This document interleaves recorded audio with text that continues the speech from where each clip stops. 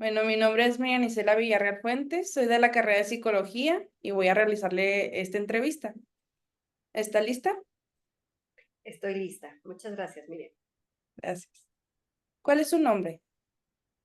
Mi nombre es Norma Rocío Gutiérrez Vaca.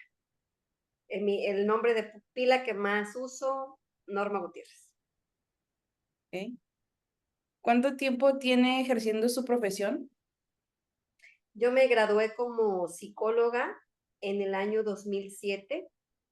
Posteriormente estudié una maestría en psicología clínica, la cual terminé en el 2011. Bueno, desde que egresé, desde el 2007, tuve la fortuna de incorporarme a un área de gobierno en el estado de Guanajuato, donde inicié como psicóloga en un área de atención a niños, niñas, niños y adolescentes en conflicto con la ley. Y ahí permanecí por más de 12 años y medio. Ese fue mi trabajo fijo, pero a partir del año 2009 empecé también con la consulta clínica, en mi propio consultorio, al inicio en un consultorio que compartía con otros psicólogos. Y bueno, ya posteriormente me ubiqué en un consultorio fijo en una colonia que se llama León Moderno, ahí en la ciudad de León, donde yo estudié la universidad y donde fueron todos esos años que describo de mi carrera profesional. Entonces, bueno, pues ejerzo desde el año 2007, estamos en el 2024, tengo 17 años de ejercicio profesional y como psicoterapeuta, 15. Una larga trayectoria. Pues ya los años se acumularon, también como docente tengo 15 años, más o menos entré en el mismo tiempo como docente que como terapeuta. Bueno, y en realidad en DIF siempre di terapia, entonces en mi consultorio desde el 2009, pero en DIF desde el 2007, con población infantil. ¿Cuál es su especialidad? Wow. Mi especialidad en el área de psicología, creo que son dos. El área de psicología clínica, la acentuación que yo recibí dentro de la licenciatura fue clínica, es decir, ya hablábamos de pacientes, de trastornos, teníamos un centro de prácticas que todavía existe, que es, bueno, un área de atención a la comunidad y siendo estudiantes tenemos los primeros pacientes. Entonces me perfilé desde ese momento como clínica, me gustó y continué ahí en el posgrado, pero posteriormente fui realizando estudios de psicología jurídica y forense de una manera autodidacta, también tomé un diplomado ya con posterioridad y bueno, eso es como el otra área importante. Y finalmente la criminología, en la que empecé como docente de materias afines a la psicología dentro de la licenciatura en criminología y criminalística. Y posteriormente, bueno, eso me motivó a estudiar ya el doctorado en criminología. Ok. ¿Conoce el código ético de su profesión? Sí, ¿Cuáles diría usted que son los puntos principales del código ético? buena pregunta. Me parece un código muy completo. Creo que dentro de los códigos éticos que conozco de diferentes profesiones, el código ético del psicólogo que tenemos, bueno, esta versión de la Asociación Mexicana de Psicología, um, siempre me ha parecido muy completo desde la primera ocasión que lo leí, que fue en mi carrera, cuando estudiaba la licenciatura.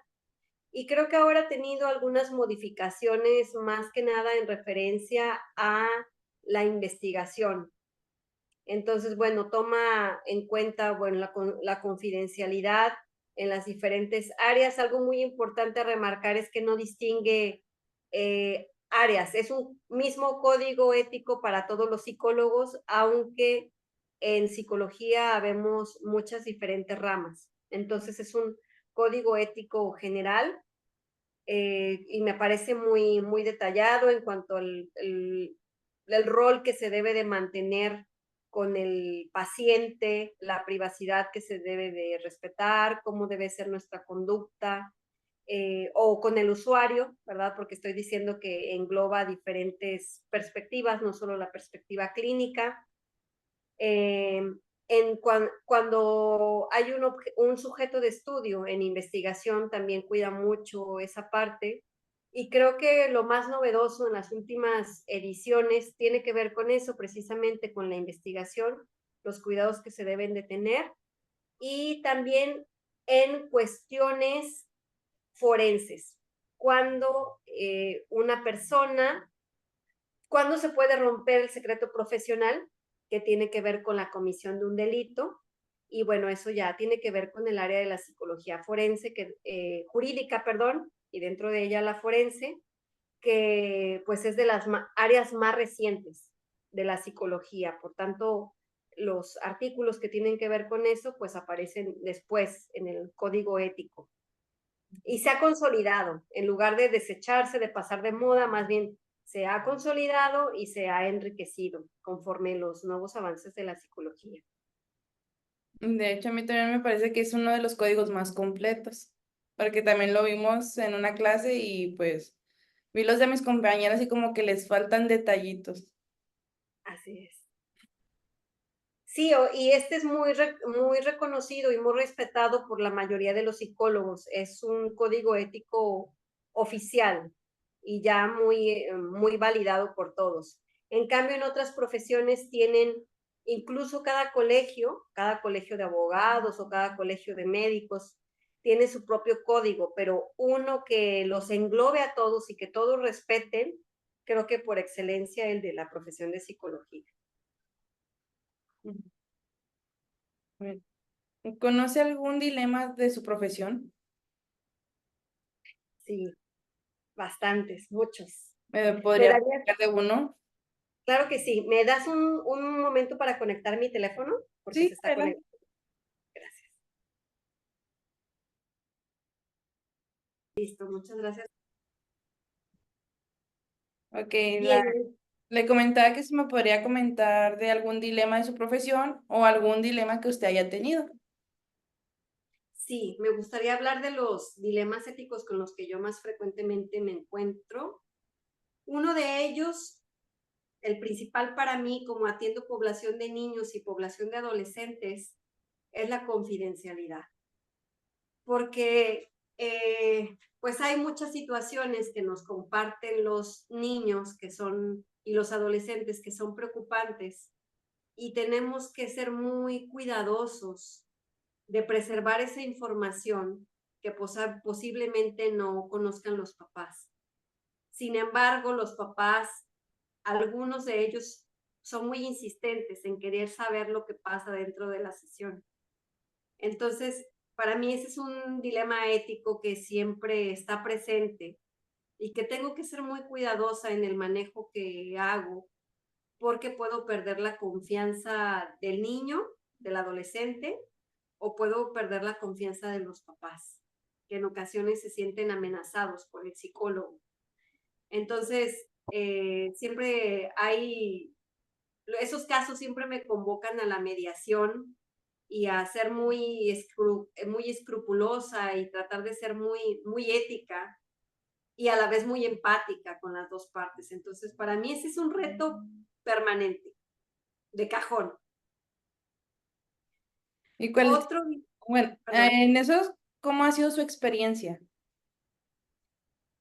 en general creo que lo he sabido sobrellevar cuando ha existido alguna cuestión de que pueda haber un flujo de información que no es el apropiado, pues lo he aclarado con el niño, con los papás, pero siempre trato de pedir permiso, especialmente de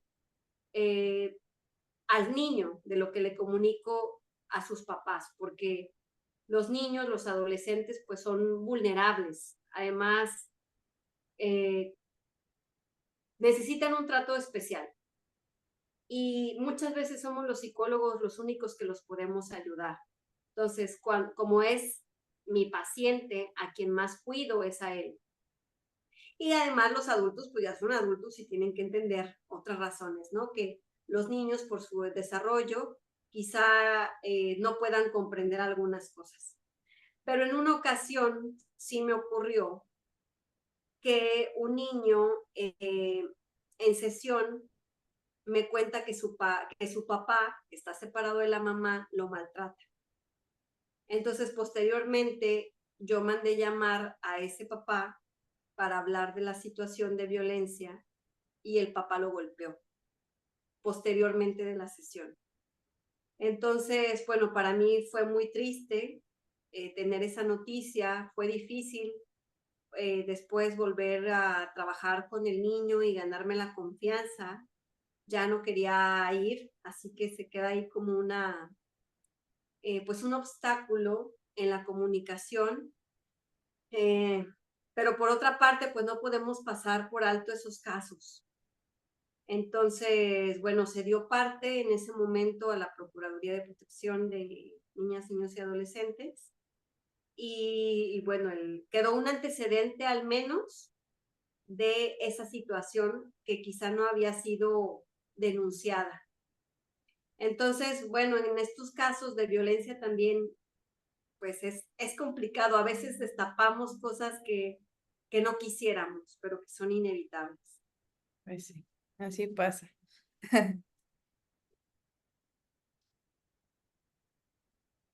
¿Conoce la especialidad de tanatología y sexología? Las conozco, aunque nunca las he estudiado. No. Sé que existen, tengo información de ambas, no considero que mucha, pero creo que son fundamentales ambas para la atención de poblaciones con necesidades muy específicas. ¿Tendría información sobre qué habilidades y formación se requiere para ser tanatóloga? Bien, pues como comentas, la tonatología pues es una especialidad que estudian regularmente las personas que tienen una formación previa, por ejemplo, en psicología, que es el perfil más idóneo para esta especialidad. Bueno, el tanatólogo trabaja con las pérdidas de diferentes formas, las pérdidas que los seres humanos vivimos y que pues son de muy diferente índole, desde personales, económicas, de la salud en general, de muchas situaciones que se nos presentan en la vida, muchas crisis. Y pues una de las habilidades precisamente de los tanatólogos es poder manejar adecuadamente esas pérdidas y ayudarle a las personas a resolver la crisis que desencadenan. Y para eso, pues tienen que tener muy trabajados sus propias emociones, porque son su instrumento de trabajo, y bien elaboradas sus pérdidas, porque cada asunto que atienden, pues remueve eh, las, pues, las pérdidas a las que cada uno nos vemos enfrentados. Así como trabajar con adolescentes nos remueve toda la adolescencia y trabajar con infancia nos evoca toda nuestra infancia, trabajar con las pérdidas pues nos evoca también todo por lo que hemos atravesado en nuestra vida. ¿Usted qué diría, cuáles serían los desafíos o retos más comunes en la tanatología?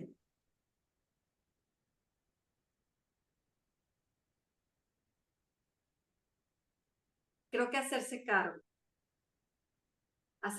me parece que es el reto más común, entender que las pérdidas, aunque son esperadas en la vida de la persona, podemos creer que estamos preparados para afrontarlas, pero no siempre lo estamos. Entonces creo que el reto principal es poder hacerse cargo de la pérdida, poder trabajar con esa pérdida y pedir ayuda. Gran parte de las personas pues no piden ayuda o no están dispuestas a afrontar, quizás se quieren aferrar a una condición pasada, a un ser querido, a lo que ya no es, a etapas que ya han transcurrido en la vida y hacernos cargo de nuestra realidad y de nuestras pérdidas, pues siempre es un estado de conciencia que las personas no siempre están dispuestas a afrontar y se aferran al pasado. Es trabajar mucho con el desapego y no todas las personas están dispuestas a desapegarse. Pues sí. ¿Conoce la diferencia entre la sexología clínica y la sexología educativa?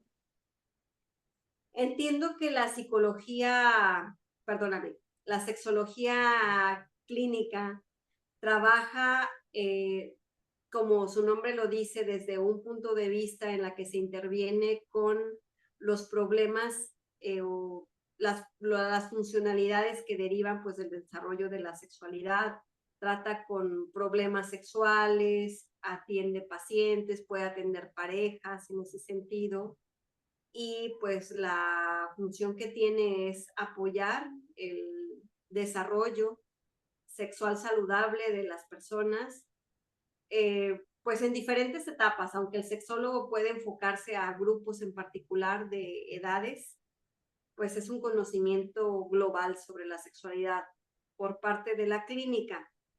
Mientras que la sexología educativa entiendo que tiene que ver con, pues, con el estudio y la transmisión de la apropiada información con el desarrollo de la sexualidad, la investigación, el poder capacitar, el poder formar, y pues que tiene que ver con una injerencia en el ámbito psicoeducativo, psicológico por una parte, de las personas con las que se interviene, y educativo también respecto de la sexualidad. Es lo que conozco de esas disciplinas. No, pues sí conoce bastante. Gracias.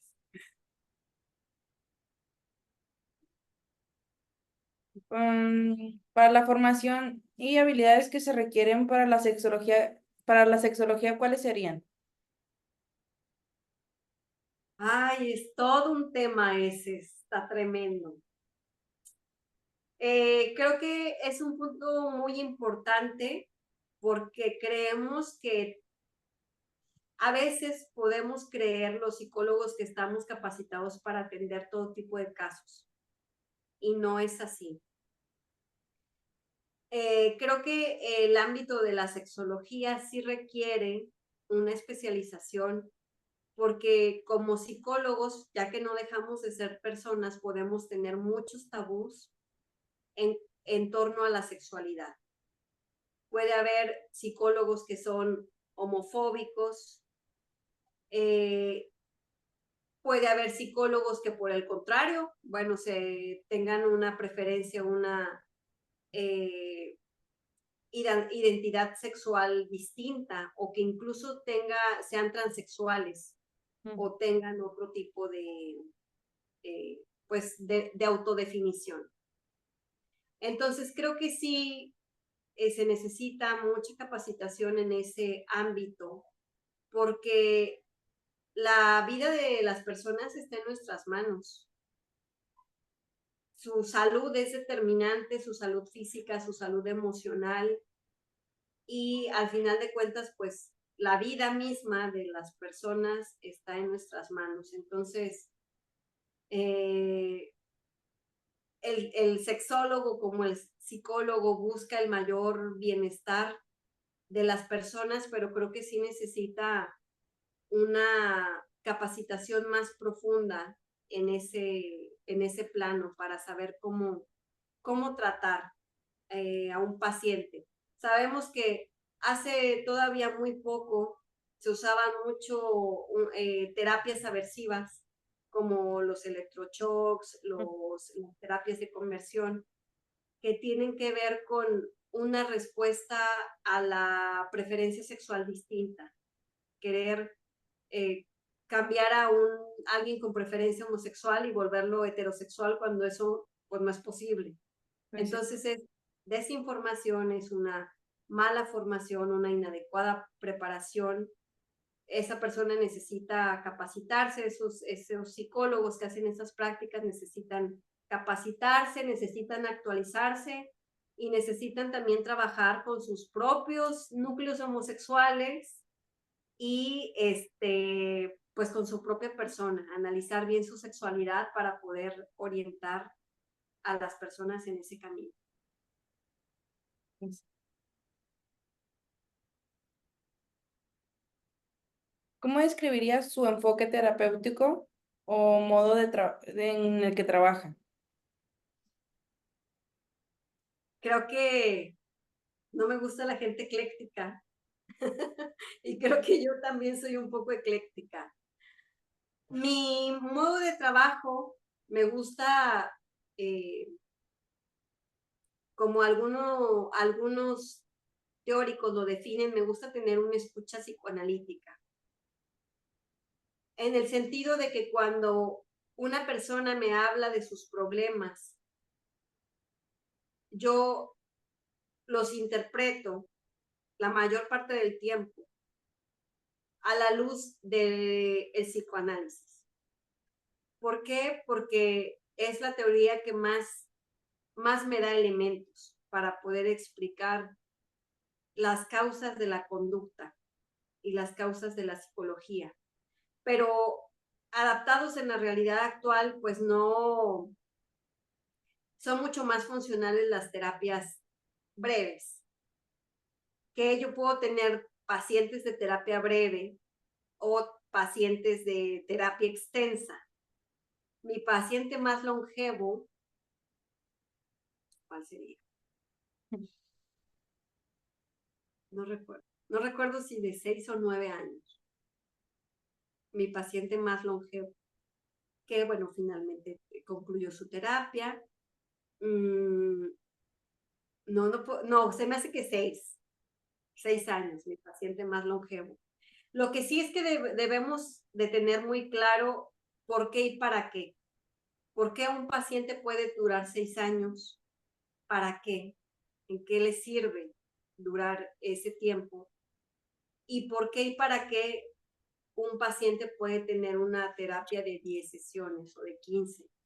Creo que hay que tener claridad en ese sentido, el tipo de intervención que se necesita hacer en razón de la teoría que estás manejando y en relación de lo que se busca con esa, eh, pues con esa intervención que se tiene con la persona. Lo que no practico es terapia de pareja. Bueno, sí he manejado grupos terapéuticos, pero más que nada con las poblaciones de niños y adolescentes con denuncias. Okay. Se enfoca más en niños y adolescentes.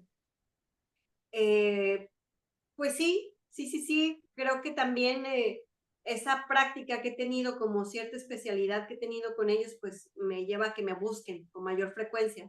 Pero en general atiendo a niños, adolescentes y adultos, a todas las edades. Ok.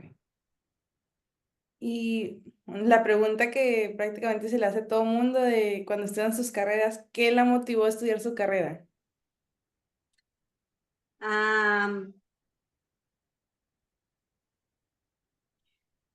Creo que siempre me ha interesado mucho conocer sobre los seres humanos. O sea, soy muy curiosa y me interesa saber qué pasa con el universo, con la medicina, con las matemáticas. Eh, Me interesan muchos temas, pero no hay ningún tema que me interese más como el ser humano. Ese para mí es el tema principal de la existencia. Y bueno, yo he compartido, no sé si a ti ya te lo había compartido, que mis papás fueron a grupos de autoayuda muy cerca de mi nacimiento. Entonces, a mí desde los 3 años de edad, yo ya participaba de grupos de autoayuda porque mi mamá me llevaba. Estaba tan pequeña que me llevaba, entonces escuchaba cómo era la dinámica, cómo se rolaban el turno de la palabra, el acomodo circular y bueno, todo esto, ¿no? Y las lecturas que hacen en el grupo. Me tocó participar desde niña porque pues yo ni sabía, me decían, habla de este tema en tal reunión. Entonces me tocaba dar testimonio y participar y pues lo hacía como algo muy divertido desde pequeña. Entonces, cuando ya hubo necesidad de elegir la carrera, estaba indecisa. Me atraía mucho la medicina también. Pero bueno, una tía me invita a su casa, me dice, bueno, yo soy de un pueblo muy pequeño, entonces había que moverse para poder estudiar una carrera posiblemente como las que yo quería. Mi tía se mudó a León, entonces me dijo, te puedes venir acá a vivir conmigo, sirve de que me acompañas porque ella no tenía familiares en la ciudad. Y bueno, yo averiguo, veo que hay psicología y todo se acomodó, todo se dio. Ok. ¿Cómo crees que la psicología puede contribuir al bienestar individual y social? Pues es que para mí es un estilo de vida. Para mí lo es todo. Es un estilo de vida pues que considero que adoptamos y uno no pasa inadvertido por una carrera de psicología. O sea, siempre te mueve. Y creo que en el mejor de los casos te debe de mover hacia la mejoría, hacia el autoconocimiento, hacia el ser mejor persona y mejor profesionista. Digo, porque pienso en casos de psicólogos que posiblemente tengan alguna patología y que no se encaminen ni al bienestar personal ni al bienestar de las personas, porque existen.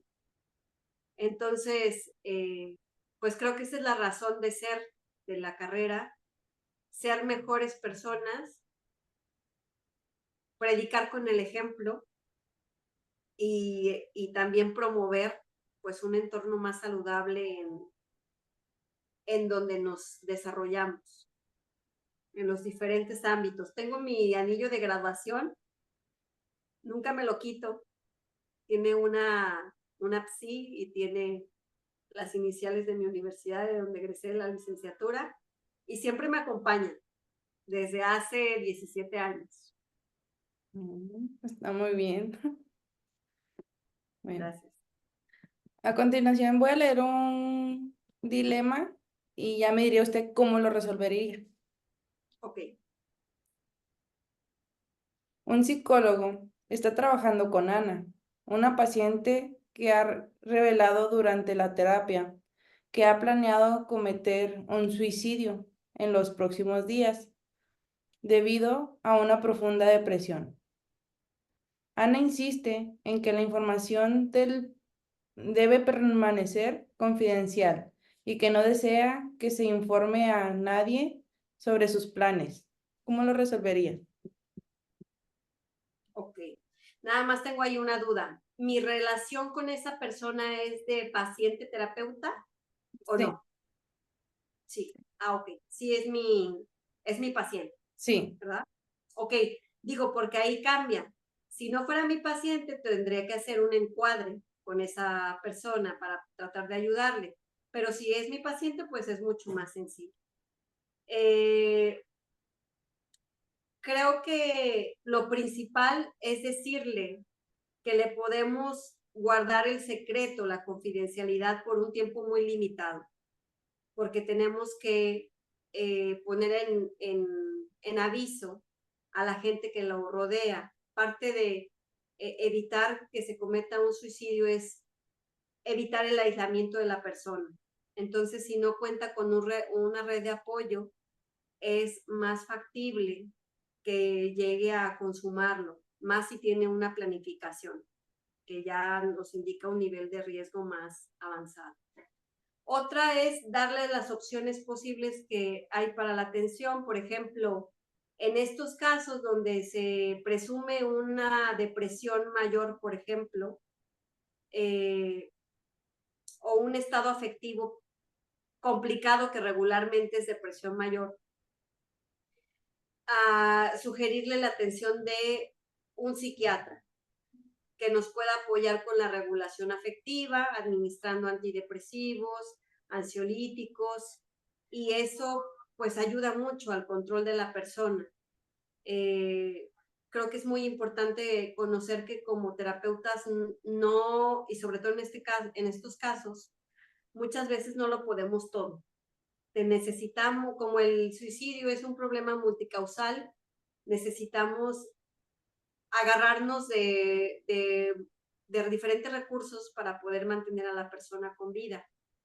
Entonces, esa es una sugerencia que yo también haría. Y pues en la medida de lo posible, de acuerdo al trabajo que vaya realizando con la persona, poder ampliar su red de apoyo. Pero pues lo principal es brindarle los auxilios que necesita para la elaboración de los problemas que estén causando la ideación y la planificación suicida. Creo que eso es pues el trabajo que ahora sí como terapeuta me tocaría hacer con esa persona. Saber qué le está motivando, por qué, tratar de resolverlo y bueno, apoyarnos en la mayoría de los recursos, saber a dónde puede recurrir aparte de mí, porque como psicólogos no siempre estamos disponibles. Muchas veces estamos con otros pacientes, estamos ocupados y en ese momento podemos recibir una llamada que sea de un intento. Entonces, advertirle que vamos a tratar de estar 24/7, porque es lo que se debe hacer con ellos, siempre disponibles, pero que en caso que por alguna circunstancia mayor no pudiéramos estar, darle opciones a donde puede comunicarse también, porque tenemos que ser realistas con que, aunque ofrezcamos una ayuda 24/7, hasta por razones humanas, no siempre vamos a poder atender. Entonces hay que darle opciones para que no seamos lo único de lo que dependa. Y pues fortalecerle mucho en sus habilidades de afrontamiento. En lo que pasa con estas personas es que quizá llegan a pensar que la única forma de resolver su problema es quitándose la vida. Y hay muchas maneras de resolver los problemas que nos aquejan y precisamente hay que darle esas opciones y pues fortalecer su capacidad de afrontamiento, de resolución. Ok, bueno, pues de mi parte sería todo. No sé si tenga algo que agregar. Nada, nada por ahora, todo bien. Muy interesante las preguntas que me realizaste, me inspiró, me hiciste recordar cosas, me sentí muy cómoda con tu entrevista, eres muy profesional, así que pues nada que agregar, al contrario, muchas gracias. Igualmente.